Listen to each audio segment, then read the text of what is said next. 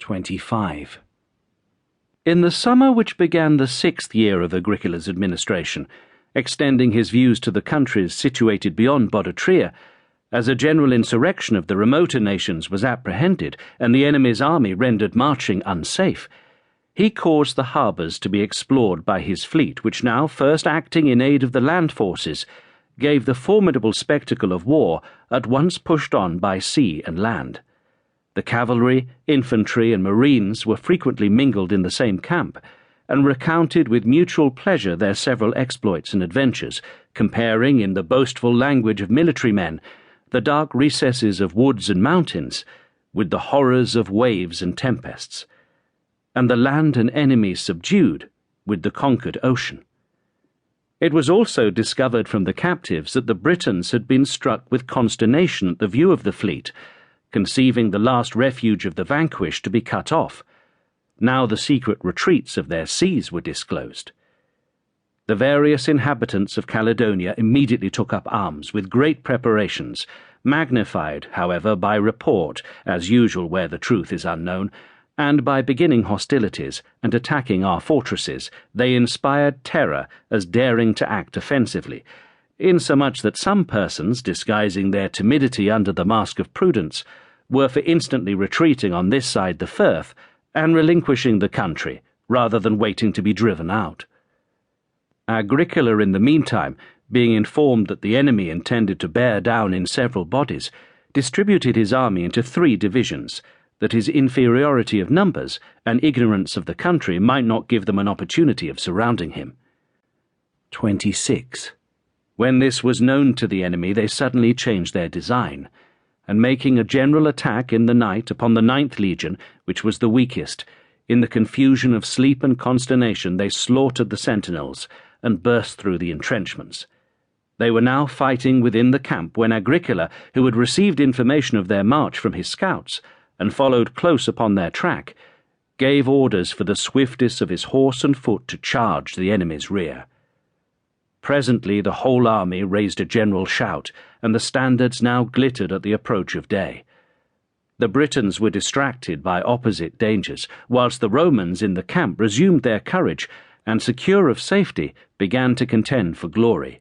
They now, in their turns, rushed forwards to the attack, and a furious engagement ensued in the gates of the camp, till, by the emulous efforts of both Roman armies, one to give assistance, the other to appear not to need it, the enemy was routed, and had not the woods and marshes sheltered the fugitives, that day would have terminated the war. 27.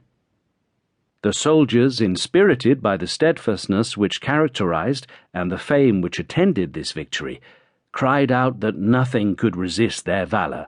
Now was the time to penetrate into the heart of Caledonia, and in a continued series of engagements at length to discover the utmost limits of Britain. Those even who had before recommended caution and prudence were now rendered rash and boastful by success. It is the hard condition of military command that a share in prosperous events is claimed by all, but misfortunes are imputed to one alone. The Britons, meantime, attributing their defeat not to the superior bravery of their adversaries, but to chance and the skill of the general, remitted nothing of their confidence, but proceeded to arm their youth, to send their wives and children to places of safety, and to ratify the confederacy of their several states by solemn assemblies and sacrifices. Thus the parties separated with minds mutually irritated. 28. During the same summer, a cohort of Usipii, which had been levied in Germany and sent over into Britain, performed an extremely daring and memorable action. After murdering a centurion and some soldiers who had been incorporated with them for the purpose of instructing them in military discipline, they seized upon 3 light vessels and compelled the masters to go on board with them. One of these, however, escaping to shore, they killed the other 2 upon suspicion, and before the affair was publicly known, they sailed away, as it were by miracle.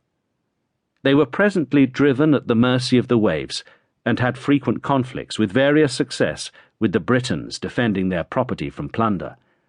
At length they were reduced to such extremity of distress as to be obliged to feed upon each other, the weakest being first sacrificed, and then such as were taken by lot.